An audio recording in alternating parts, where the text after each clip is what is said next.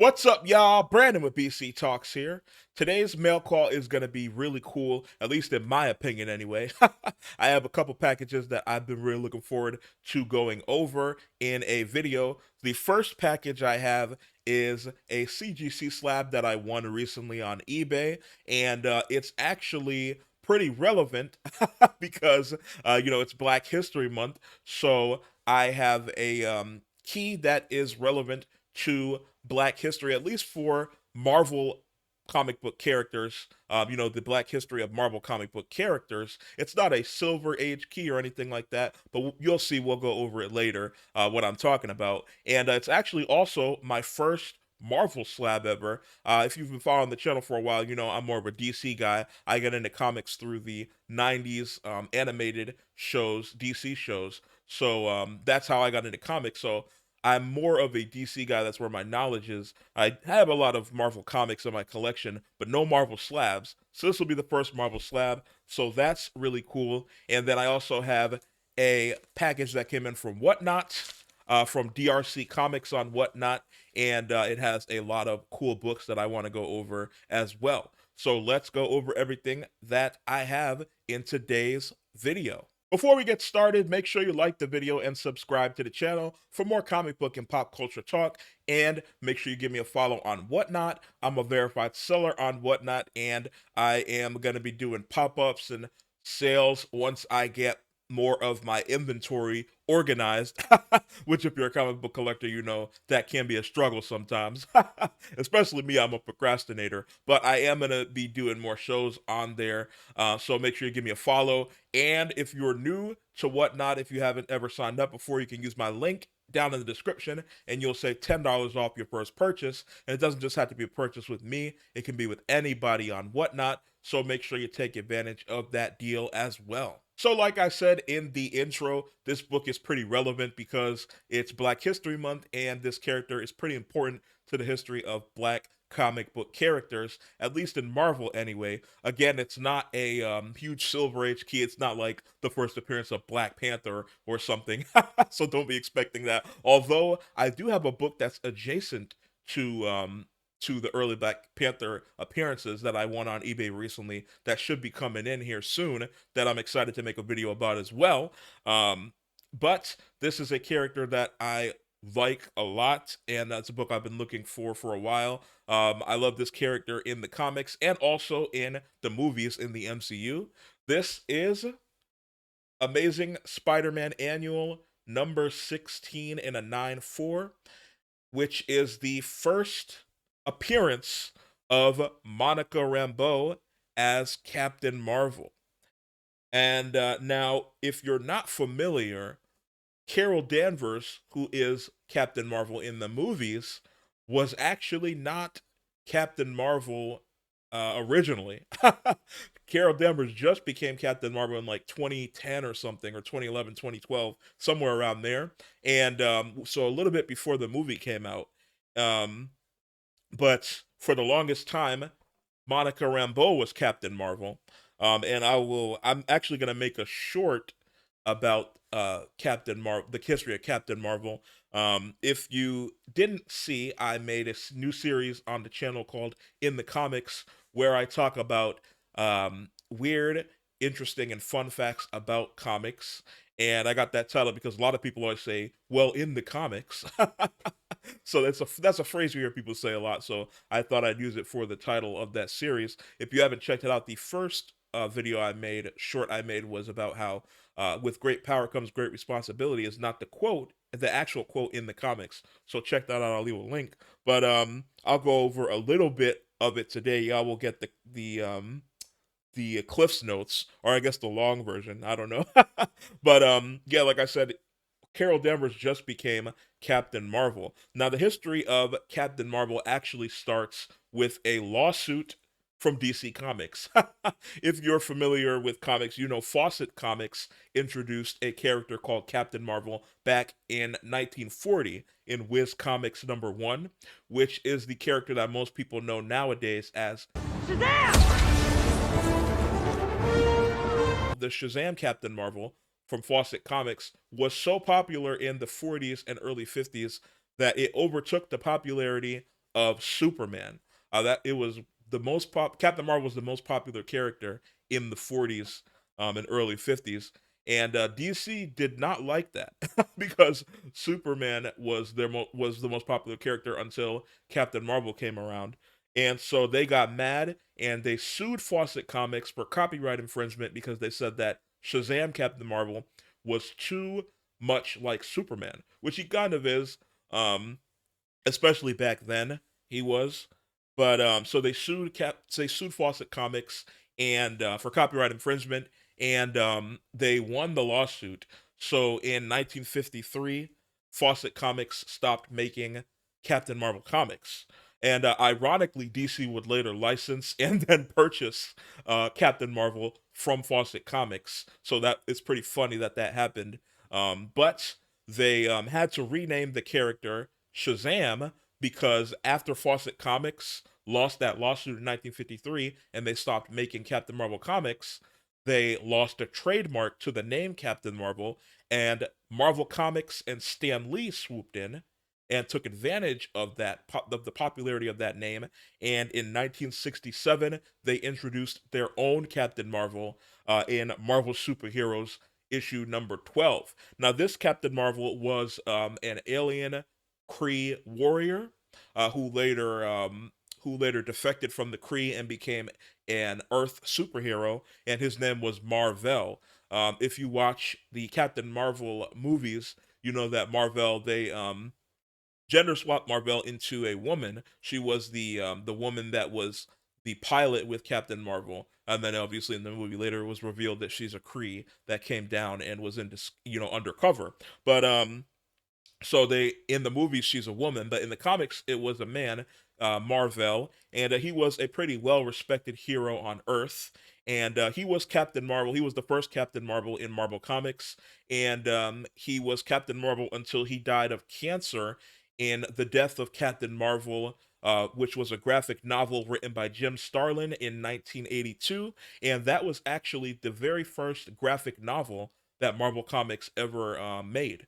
So that's an interesting little piece of history as well, and it's a really great story. If you haven't read it, definitely see if you can find it, at your library or somewhere. It's a very good story. I'm a big fan of Jim Starlin. His whole cosmic side of the universe is really interesting, and that's a really great story. The Death of Captain Marvel, and so Marvel was a really well respected superhero in the Marvel Comics superhero community. In the actual comic books, a lot of the characters really respected him, and so when he died, it was a pretty sad event in the Marvel Comics, in the lore of Marvel Comics. So Marvel was dead in 1982, and but a new hero would come up to take the mantle of Captain Marvel, and that was Monica Rambeau. Now, she was originally a like a ship patrol lieutenant in New Orleans, and she was the captain of a ship that came upon this weapon, and the weapon was like an alien weapon that gave her extra dimensional. It hit her with extra dimensional energy and gave her powers, which she had the ability to change her body into any type of energy. And the news started calling her Captain Marvel because her powers seemed to be, somewhat similar to Captain Marvel's. So the news started calling her Captain Marvel, and then she would later take on that name in honor of the late Marvel. And in later issues, actually, I have a Marvel fanfare issue where they where the superhero community they give her their blessing.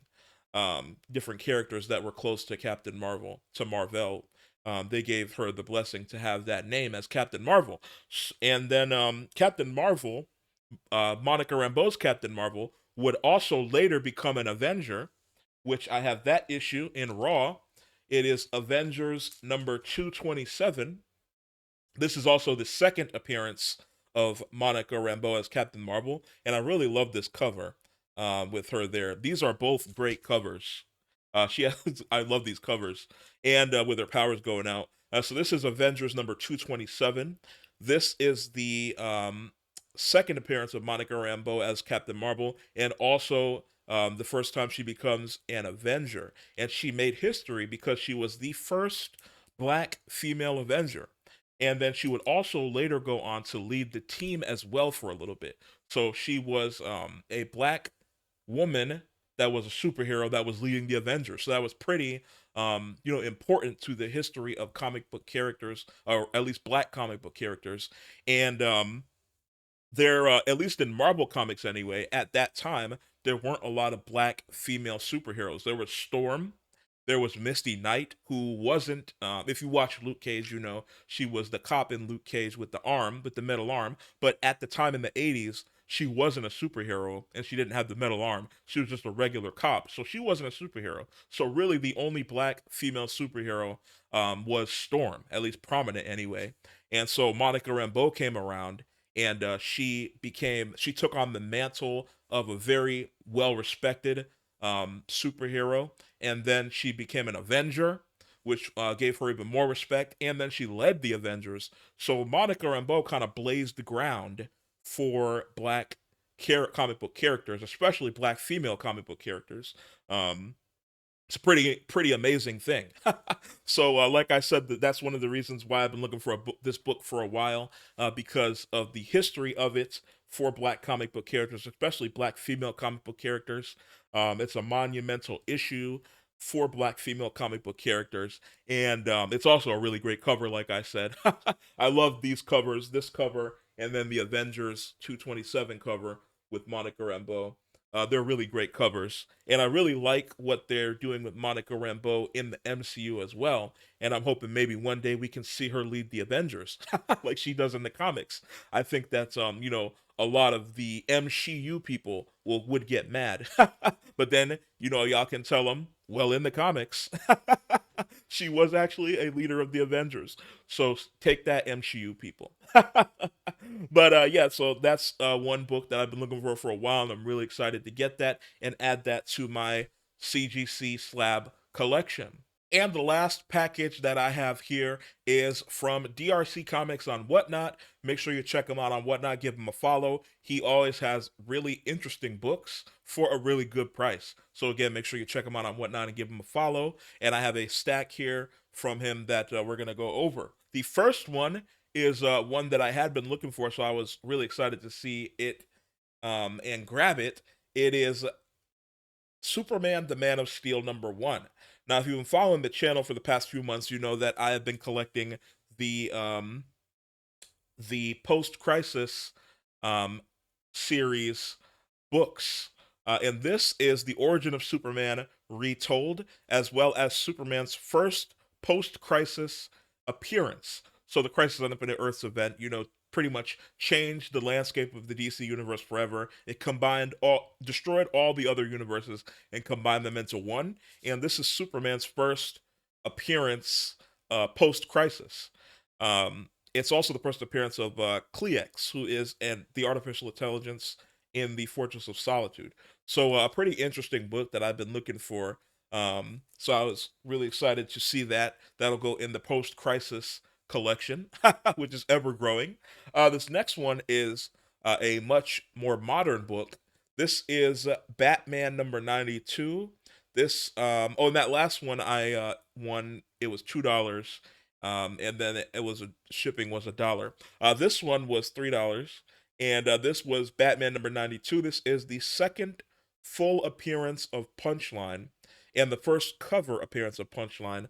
You can see her down there in the corner by Batman, right there. It's also the first appearance of the Underbroker, who was a finance manager in the Designer's Inner Circle, and the first meeting of Harley Quinn and Punchline. Now, if you're not familiar with Punchline, Punchline is basically Joker's new girlfriend, and she's more. I think that she has the potential to be a little bit more than that, but that's pretty much what she's known for now. I think she's a cool character, but maybe I'm just simping for her. I don't know, but I think she's a cool design. You can't really see it that well on the cover here. If you, I'll put up a picture of her so that y'all can see it a little bit better. But yeah, she's basically Joker's new girlfriend because Harley Quinn left Joker, and Harley Quinn is with Poison Ivy now. So yeah, so this was their first meeting, and this is the second full appearance of Punchline. So that's one that is pretty cool book that I'm glad to add to the collection. This next one is also a cool book. It is a classic '90s book, Gambit #1. This is the first title series featuring Gambit, the origin of Gambit, the first appearance of Cassandra, the Benefactress, and the first appearance of the Assassin's Guild. I think anyone that is an X-Men fan or collects '90s books probably owns this book. I never had this book. This one and the Deadpool book, Deadpool #1, I don't have. So I was pretty excited to see it and pick it up. And in the stream he said it was a reader's copy. It definitely is. It has some color breaking spine ticks on the spine there, but that doesn't bother me that much because it's just for my collection. And I've been collecting the 90s, stereotypical '90s covers, so covers that are embossed like this one, or with the different chrome and gold colors. I really love those covers. I've come to love those types of '90s covers that were so wild and out there. And so this is a cool one to add to the collection, and maybe one day when they finally make that Gambit movie they've been planning for the past 20 years, that'll be a cool one to have in the collection as well. This next one is interesting one. It's Silver Surfer Superman #1. Now this is a Marvel DC crossover event featuring obviously the Silver Surfer and Superman, and they were fighting Mr. Mxyzptlk and Impossible Man. So this is a Marvel, one of the very few Marvel and DC crossovers. You can see up there at the top. There's Marvel at the top and DC. So one of the very few Marvel DC crossovers. So it is an interesting book to own, and it's more of a, it's really thick. It's like a kind of like a graphic novel almost. It's like a trade paperback. So that's a cool one to have. And that one was $3. And then this one was $2. This one is Flash 225. This is the first appearance of Jai West and Irie West as a baby. And those are the twin daughter and son of Iris and, or sorry, of Wally West and Linda Park. They named Iris after Barry's wife, Iris West, obviously. So this is the twin daughters of Wally and Linda. Um, and so they're really interesting characters. This is a newer book as well. I think it's like 2006 or something. So that's an interesting book to have. This next one was also $2 and is Firestorm #2. This is the second appearance of Firestorm, so that's a really cool book to have. The second overall appearance of Firestorm, and the first appearance of Danton Black as Multiplex. Now, Firestorm, if you not familiar with Firestorm, if you watched the Legends of Tomorrow series on the CW, he was in that series, and he's a really interesting character, and I like the way they portrayed him in the Legends of Tomorrow series. The Legends of Tomorrow series is pretty underrated in my opinion. I didn't finish the last season. I still need to finish the last season, but I really enjoyed the first two seasons. And it's a CW show.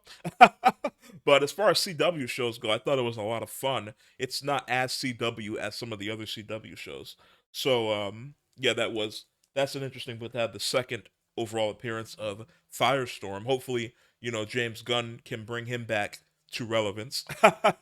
This next one is Pit #1, which is the first appearance of Pit. I got this one for $2. And if you watched the New Year's mail call, which I'll post a link, the mail call that I had, the first mail call of the new year, I actually picked this one up in that mail call, and that one was like a possible 9/8 candidate. It was a really crispy, clean book. This one looks decent, but not as good as that other one. So I think that other one, I might try to, I might submit it and see if I can get a 9/8, and if I do, I'll probably sell that slab, and then I'll keep this one for my collection because I really like that cover. That'll go in the '90s covers collection. That's another classic '90s cover. This next one is Tales of the Teen Titans #41. This is the death of Brother Blood.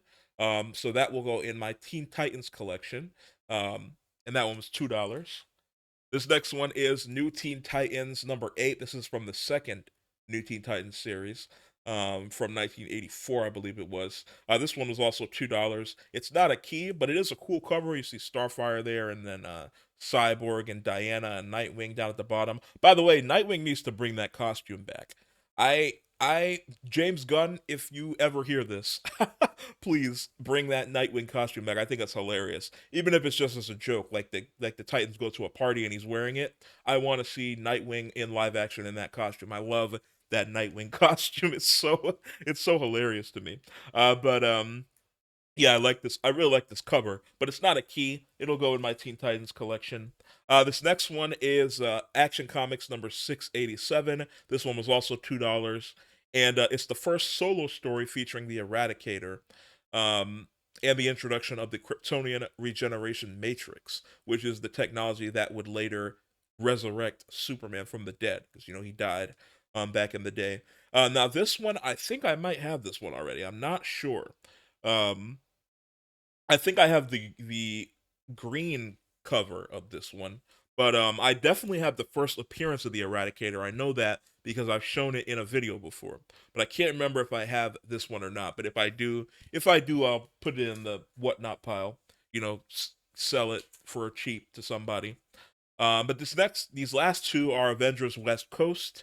This one is Avengers West Coast 34. It was $2. It's not a key, but it is a cool floating head cover there. And you got Vision, Wanda, Moon Knight down there. So a cool cover there, but not a key. But it will go in my Avengers West Coast collection. I'm collecting the Avengers West Coast series, and then the last one is Avengers West Coast 87. It's a cool Wolverine cover there, but and then Scarlet Witch in the background. And I think, is that Wonder Man? I'm pretty sure that's Wonder Man, but I'm not sure. It looks like Wonder Man, but this one is not a key either, but it'll go in the Avengers West Coast collection. So that's everything that I got from DRC Comics on Whatnot. And that's going to do it for today's mail call. A really interesting mail call. Like I said, it's pretty topical because it is Black History Month that I got that book. And I have another one coming that's pretty topical as well. Hoping that one comes in pretty soon. But let me know down in the comments what you thought of the books in today's mail call. Make sure you leave a like and subscribe to the channel for more comic book and pop culture talk. And I will see y'all another day.